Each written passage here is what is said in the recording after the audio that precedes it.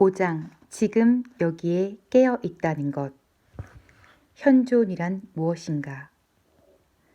당신은 계속 현존하는 상태의 중요성에 대해 이야기합니다. 머리로는 이해한 것 같지만 내가 정말 그것을 체험했는지는 잘 모르겠습니다. 그것은 내가 생각하는 그런 것일까요? 아니면 전혀 다른 것일까요? 현존은 당신이 생각하는 그런 것이 아닙니다. 우리는 현존에 대해 생각할 수 없으며 마음으로는 그것을 이해할 수 없습니다. 현존을 이해한다는 것은 현존하는 상태에 있는 것입니다. 작은 실험을 해보겠습니다. 눈을 감고 자신에게 말하십시오. 다음에는 내가 무슨 생각을 하게 될까? 그런 후 주의력을 집중하고 다음에 올 생각을 기다리십시오. 쥐구멍을 지켜보는 고양이처럼 그곳에서 어떤 생각이 나오는지 지켜보십시오. 지금 해보십시오. 어떻습니까? 한참을 기다린 후에야 어떤 생각을 하게 되었습니다. 바로 그렇습니다. 강한 현존 상태에 있는 한 우리는 생각에서 벗어나게 됩니다. 당신은 고요한 상태에서 예민하게 깨어 있었습니다. 그러다가 당신의 의식적인 주의력이 어떤 수준 밑으로 내려가는 순간 생각이 밀려든 것입니다.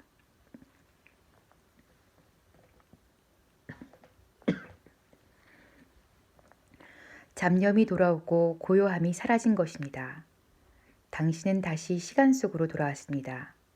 현존의 정도를 시험하기 위해 어떤 선사들은 제자들의 뒤로 살금살금 다가가서 갑자기 몽둥이로 내려치는 방법을 씁니다. 얼마나 놀라겠습니까?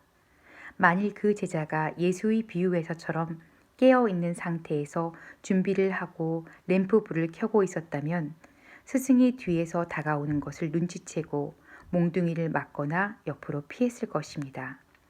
하지만 스승의 몽둥이에 얻어맞았다면 그것은 그가 생각에 빠져서 방심한 채 무의식 상태로 있었다는 의미입니다. 일상생활 속에 현존하기 위해서는 우리 자신 속에 깊게 뿌리를 내려야 합니다. 그렇지 않으면 엄청난 타성을 지닌 마음의 급류에 휩쓸리게 됩니다. 자기 자신 속에 뿌리 내린다는 말의 의미는 무엇인가요? 그 말은 우리 자신의 몸에 충분히 거주하는 것을 의미합니다. 항상 의식의 일부를 몸 안의 에너지장에 집중하고 있다는 것을 말합니다. 말하자면 안으로부터 몸을 느끼는 것입니다. 몸을 의식하면 현존 상태를 유지할 수 있습니다. 우리를 지금에 붙들어 둘 수 있게 되는 것이죠. 6장을 참조하세요. 기다림의 숨은 의미. 어떤 의미에서 현존 상태는 기다림에 비교될 수 있습니다. 예수는 몇 가지 우화로 기다림을 비유했습니다.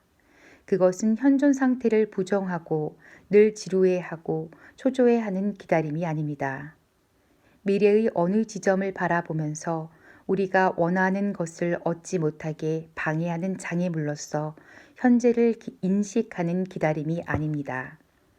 그것은 우리의 완전한 의식을 필요로 하는 질적으로 다른 종류의 기다림입니다. 언제 일어날지 모르는 일에 대비해서 절대적으로 고요한 상태에 있는 기다림입니다. 이것이 예수가 말한 기다림입니다. 그런 상태에서는 모든 신경이 지금에 집중됩니다. 백일몽, 사고, 기억, 기대를 위한 자리는 없습니다. 그 속에는 긴장감도 두려움도 없으며 단지 활발한 현존만이 있습니다. 우리는 완전한 존재로 몸 구석구석까지 현존하게 됩니다. 그런 상태에서는 과거와 미래 그리고 어떤 인격을 가진 나가 더 이상 존재하지 않습니다. 그렇지만 가장 소중한 것은 사라지지 않습니다. 우리는 여전히 본질적으로 우리 자신입니다. 사실 그 어느 때보다 완전하게 자기 자신이 됩니다. 우리가 진정으로 자신이 되는 것은 오로지 지금뿐입니다. 예수는 주인이 돌아오기를 기다리는 하인처럼 되라고 말했습니다. 하인은 주인이 몇 시에 돌아올지 모릅니다. 그래서 방심하지 않고 주인이 도착하기를 기다리며 침착하고 고요하게 깨어 있습니다. 어떤 비유에서 예수는 5명의 부주의한 무의식적인 여인들이 등불, 즉 현존을 켤 수 있는 충분한 기름, 즉 의식을 준비하지 않았다가 신랑을 놓치고 결혼 피로연에 참석하지 못하는 이야기를 합니다. 예수는 그들 5명을 충분한 기름을 준비한 5명의 현명한 여인들과 비교했습니다. 복음을 기록한 사람들조차 이러한 비유들의 의미를 이해하지 못하는 것을 보면 그것은 처음부터 잘못 해석되고 왜곡된 것입니다. 그리고 오해가 점점 더 커지면서 그 진정한 의미는 완전히 사라져갔습니다. 그 비유들은 세상의 종말이 아니라 심리적 시간의 종말을 이야기하는 것으로 우리가 자아의 마음을 초월해서 완전히 새로운 의식 상태에서 살아갈 수 있는 가능성을 시사하는 것입니다. 아름다움은 현존의 고요함에서 생겨난다. 나는 당신이 방금 묘사한 것을 가끔씩 혼자 있을 때나 자연에 둘러싸여 있을 때 순간적으로 경험하곤 합니다. 그렇습니다. 선사들은 그러한 통찰의 순간을 삼매라고 합니다. 그것은 완전히 현존하는 무심의 순간입니다. 삼매는 영속적인 변화는 아니지만 반가운 일입니다. 그 순간 우리는 깨달음을 맛보게 됩니다. 우리는 그것이 무엇인지도 모르고 그 중요성을 깨닫지 못하면서도 여러 번 경험할 수 있습니다. 자연의 아름다움, 웅장함, 신성함을 인식하기 위해서는 현존이 필요합니다. 맑게 개인 밤하늘이 무한한 공간을 응시하면서 그 완전한 평온함과 불가해한 광활함에 위압당해 본 적이 있습니까? 숲속에서 계곡의 물소리를 들으며 진정으로 그 소리에 귀 기울여 본 적 있습니까? 고요한 여름 저녁 해질 무렵에 이름 모를 새가 지저귀는 소리를 들어본 적이 있습니까? 그런 것들을 의식하기 위해서는 마음을 정지해야 합니다. 잠시 개인적인 고민거리를 털어버리고 과거와 미래 그리고 알고 있는 모든 지식을 내려놓아야 합니다. 그렇지 않으면 보고 있어도 보지 못하고 들어도 듣지 못합니다.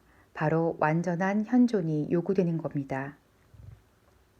외부적인 형상의 아름다움 너머에는 이름을 부를 수도 없고 말로 표현할 수 없는 무언가 깊은 내면의 성스러운 본질이 있습니다. 아름다움이 있는 곳에는 언제나 그러한 내면의 본질이 언뜻 비치게 됩니다. 그것은 우리가 현존하고 있을 때에만 모습을 드러냅니다.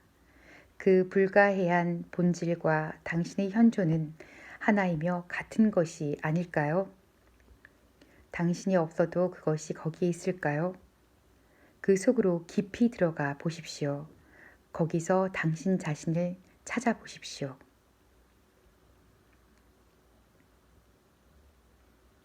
우리는 그러한 현존의 순간을 경험하면서도 자신이 잠깐 무심의 상태 속에 있었다는 것을 쉽게 깨닫지 못합니다. 그 이유는 그 상태와 생각의 유입 사이에 간극이 너무 짧기 때문입니다. 삼매는 마음이 들어오기 전에 단 몇 초 동안 지속되었을 뿐이지만 여하튼 거기 있었습니다.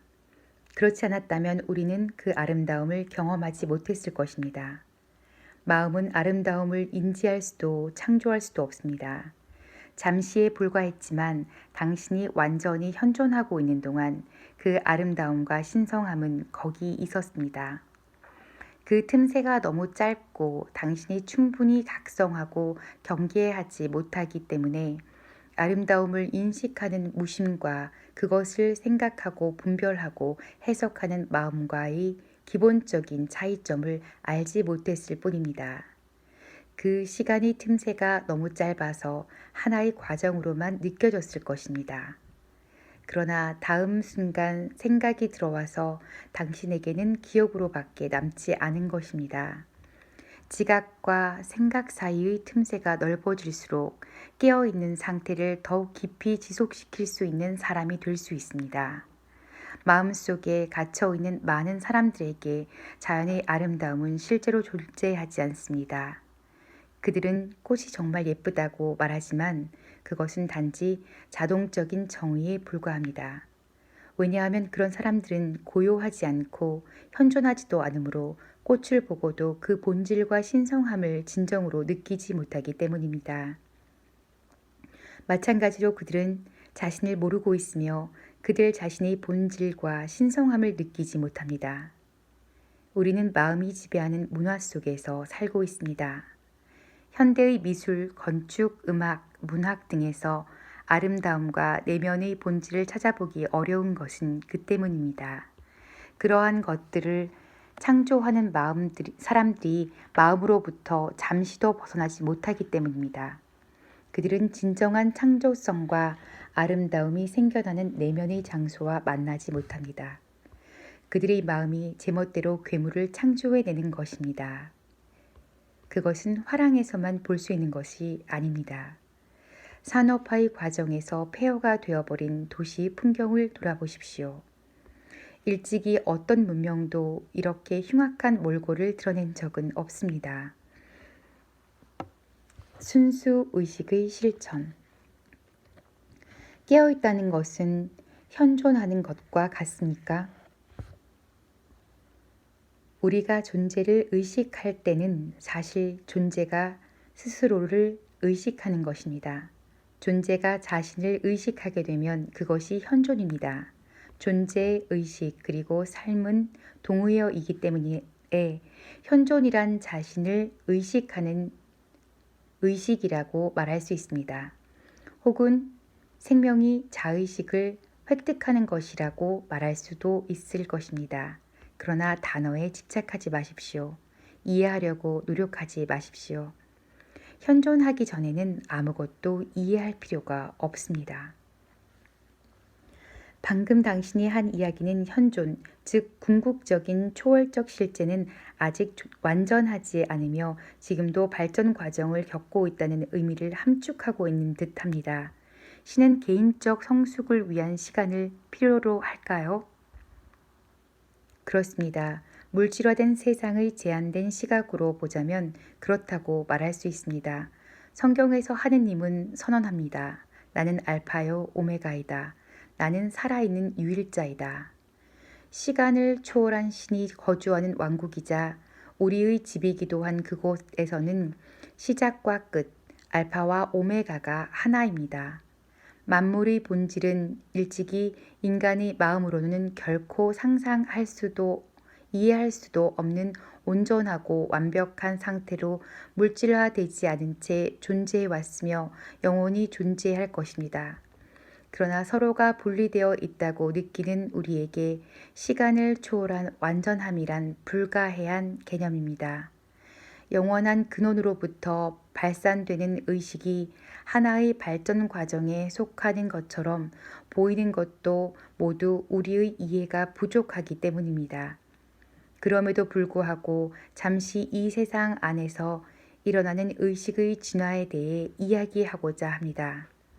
만물은 존재를, 신의 본질을 어느 정도의 의식을 갖고 있습니다. 돌멩이조차도 미미한 정도나마 의식을 갖고 있습니다. 그렇지 않으면 존재할 수 없으며 원자와 분자로 흩어질 것입니다.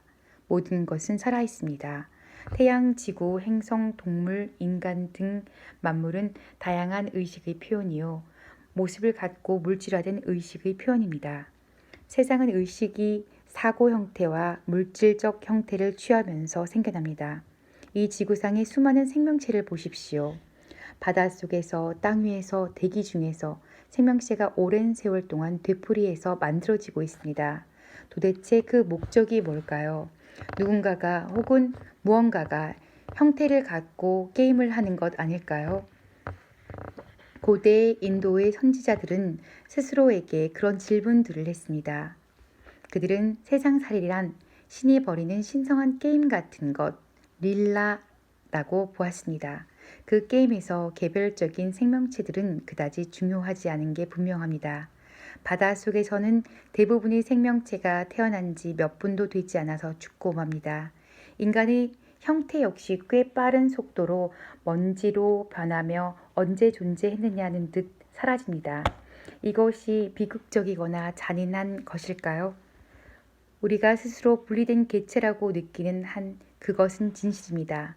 저마다의 의식이란 신의 본질이 형상 속에 스스로를 표현하고 있는 것임을 잊고 지내는 한 인간은 분명 비극입니다.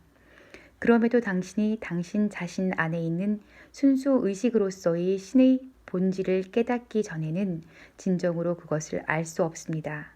당신의 수족관에서 물고기 한 마리가 태어났다고 합시다.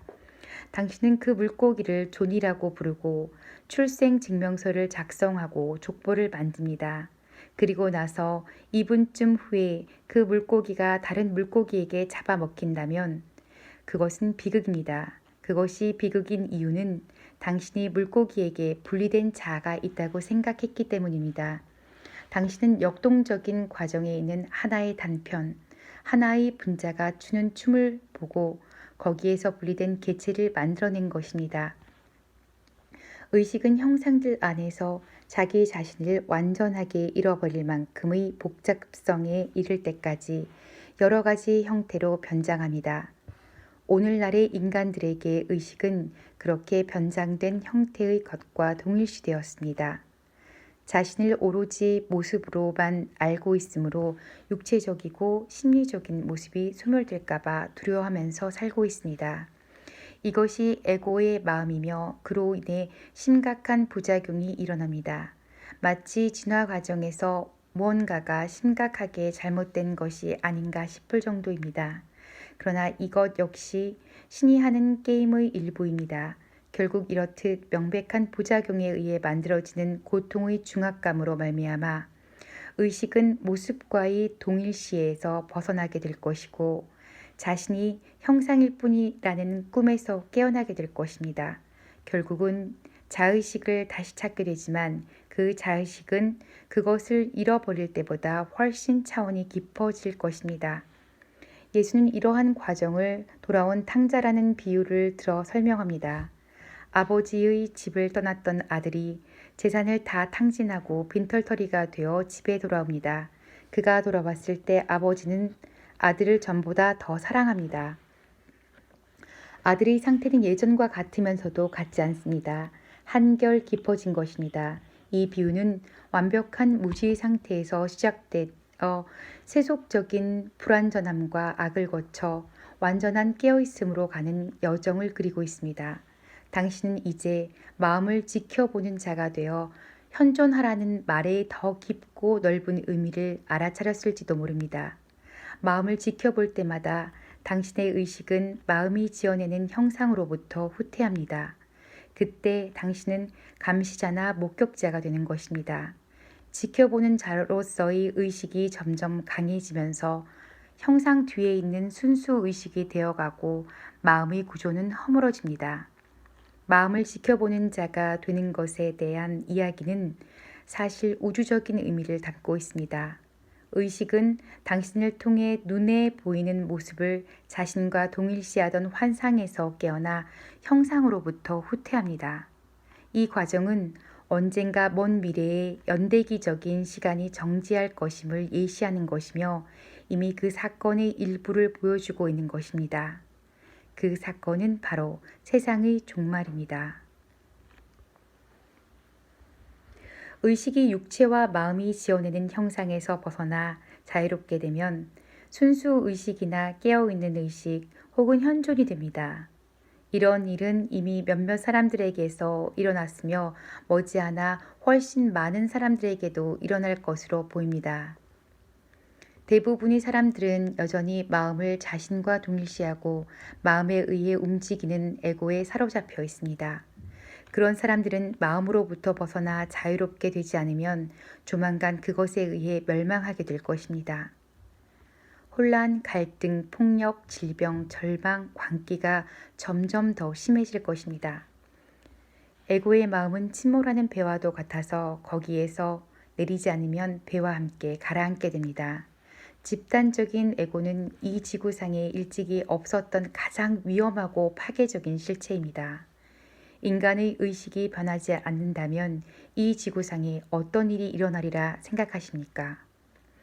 대부분의 사람들에게 있어서 쉴 수 있는 유일한 출구가 있다면 가끔씩 생각을 멈추고 그 아래에 있는 의식 차원으로 돌아가는 것입니다.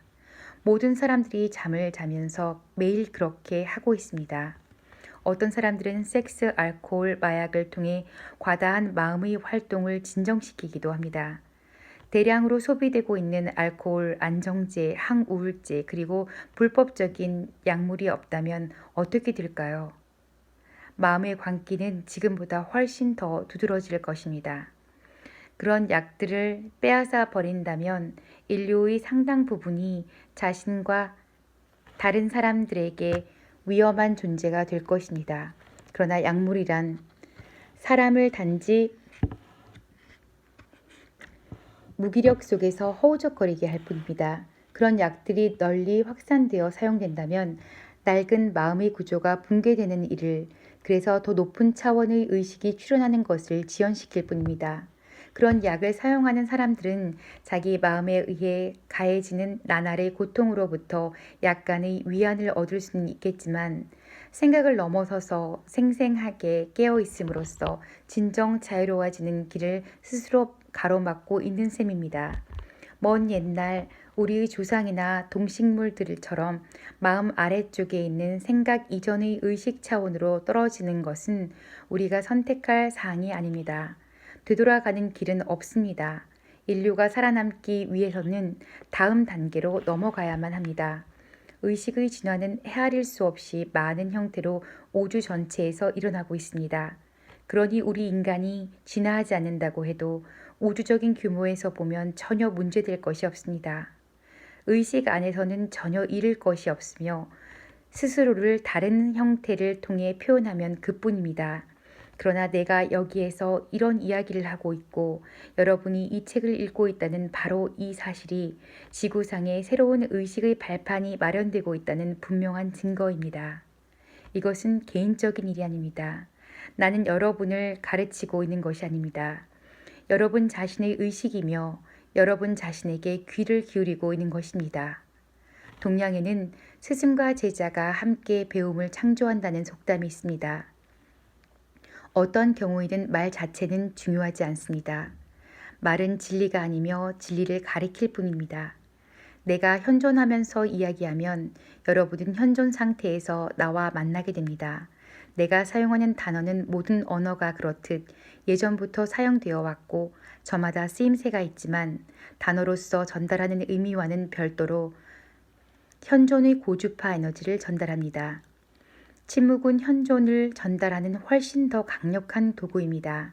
내가 말하는 것을 듣거나 읽으면서 단어 사이에 혹은 그 밑바닥을 흐르고 있는 침묵을 인식하십시오. 그 틈새를 인식하십시오.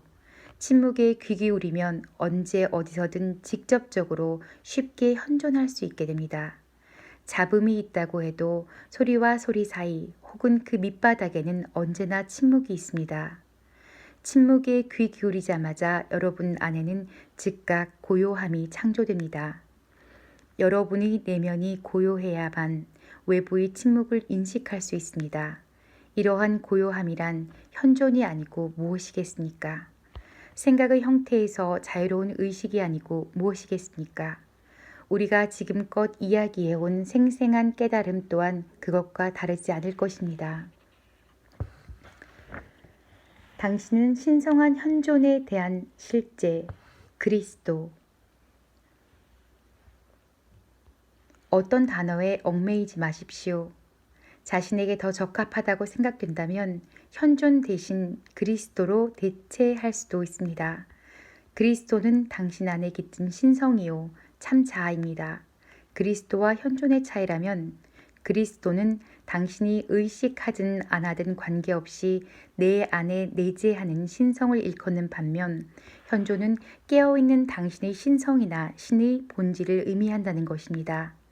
그리스도 안에는 과거나 현재가 없습니다.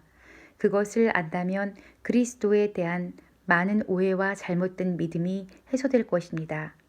그리스도가 있었다거나 있을 것이라고 하는 표현에는 모순이 있습니다. 예수는 있었던 것이 분명합니다. 그는 2000년 전에 살았으며 신성한 현존, 자신의 진정한 본성을 실현한 사람이었습니다. 그는 나는 아브라함이 태어나기 전에 이미 존재했다라고 하지 않고 아브라함이 있기 전에 내가 있다라고 말했습니다. 아브라함이 태어나기 전에 이미 존재했다고 말했다면 그는 시간과 행태의 차원에 있었다는 의미가 될 것입니다. 시제가 과거인 문장에서 내가 있다는 말은 시간을 뛰어넘는 불연속성의 혁명적인 의미를 지니고 있습니다. 그 말은 선만큼이나 심오합니다. 예수는 논리적인 생각을 통하지 않고 현존의 의미를 직접 전달하고자 한 것입니다. 그는 시간에 의해 지배되는 의식의 차원을 넘어서서 시간이 존재하지 않는 영역으로 들어갔습니다. 그리하여 영원의 차원이 이 세상 속으로 들어온 것입니다. 영원이란 물론 끝이 없는 시간을 의미하는 것이 아니라 시간이 없음을 의미합니다. 그리하여 예수라는 사람은 그리스도가 된 것입니다. 순수 의식을 위한 매체가 된 것입니다. 성경 속에서 하느님은 어떻게 자신을 정의하고 있을까요? 나는 언제나 있었고 언제나 있을 것이라고 했던가요? 물론 아닙니다. 그 말은 과거와 미래가 실제한다는 것을 나타냅니다. 하느님은 나는 있음 그 자체이다 라고 말했습니다. 이 말에는 시간이 없으며 오로지 현존이 있을 뿐입니다. 그리스도의 재림은 어떤 남자나 여자가 여기에 왔다는 의미가 아닙니다. 인간 의식의 대전환입니다. 시간으로부터 현존으로 가고 생각에서 순수 의식으로 가는 대이동입니다. 만일 그리스도가 구체적인 외형의 모습을 띠고 내일 돌아온다고 할지라도 그나 그녀가 다음과 같은 말 이외의 다른 말을 과연 할 수 있을까요? 나는 진리이다. 나는 신성한 현존이다. 나는 영원한 삶이다. 나는 내 안에 있다. 나는 여기에 있다. 나는 지금이다.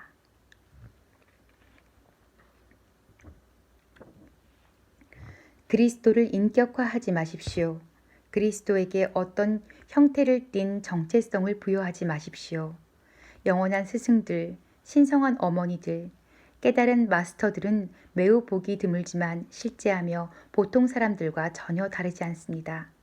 격려하고 방어하고 만족시켜야 할 거짓 자아가 없는 그들은 보통의 남자들이나 여자들보다 오히려 더 단순하고 평범합니다.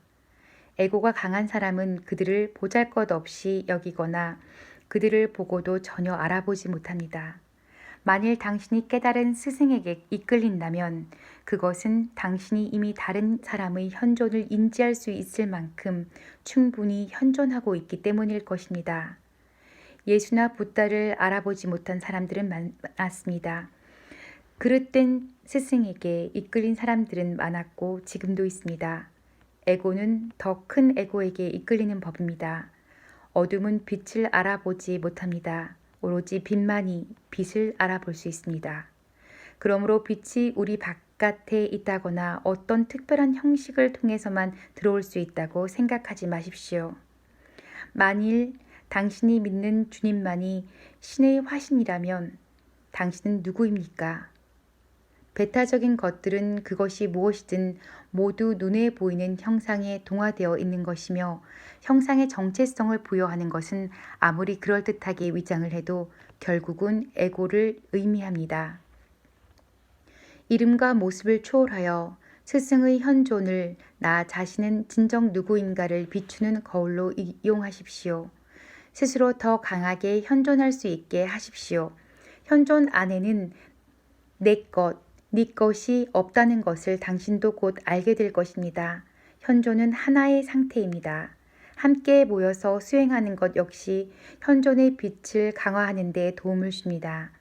함께 모여서 현존 상태로 들어가면 매우 강력한 집단 에너지 장이 형성됩니다. 구성원 각자의 현존하는 수준을 높여줄 뿐 아니라 집단 의식을 마음이 지배하는 상태로부터 해방시켜 줄 것입니다. 그래서 각자가 현존 상태에 좀 더 쉽게 접근할 수 있게 됩니다. 그러나 에고가 쉽사리 다시 고개를 쳐들지 못하게 하고 다른 사람들을 방해하지 않도록 하기 위해서는 적어도 구성원 중에 한 사람은 이미 현존 속에 확고히 자리 잡고 그 상태의 에너지 주파수를 유지할 수 있어야 합니다.